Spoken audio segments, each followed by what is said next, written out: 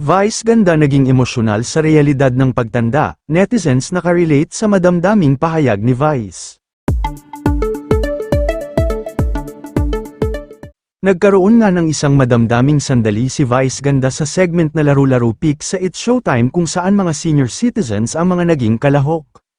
Kahit madalas ay puro tawanan at asaran ang nangyayari sa segment, lalo na kapag nagkakabiruan ang mga lolo at lola tungkol sa mga kahon, naging seryoso at mapagmuni-muni ang palitan ng salita nang mapansin ni Vice ang mga contestants.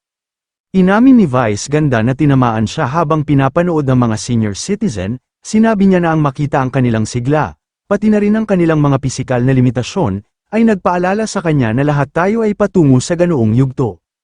Nabanggit niya na ang buhay ay tila isang malaking bilog, ang lakas ng kabataan ay unti-unting napapalitan ng pagbabalik sa pagiging bata o childlike, kung saan kailangan na muli ng matinding pag-aaruga at pasensya. Inamin niya na may halo itong takot pero kailangang tanggapin bilang bahagi ng buhay.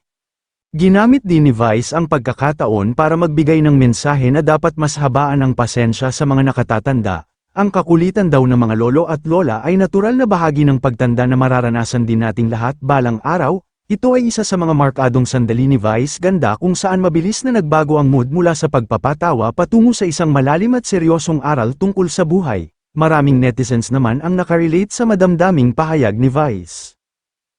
Samantala, madalas sabihin ni Vice na ang pinakamahalagang bagay na maibibigay natin sa mga magulang o lolo at lola natin ay hindi pera kundi oras. Sa mga ganitong segment, madalas niyang ipaalala na habang tayo ay abala sa paglaki at pagtatrabaho, sila naman ay abala sa pagtanda. Ang pagbisita, pagtawag, o simpleng pakikipag-usap ay malaking bagay na para sa kanila.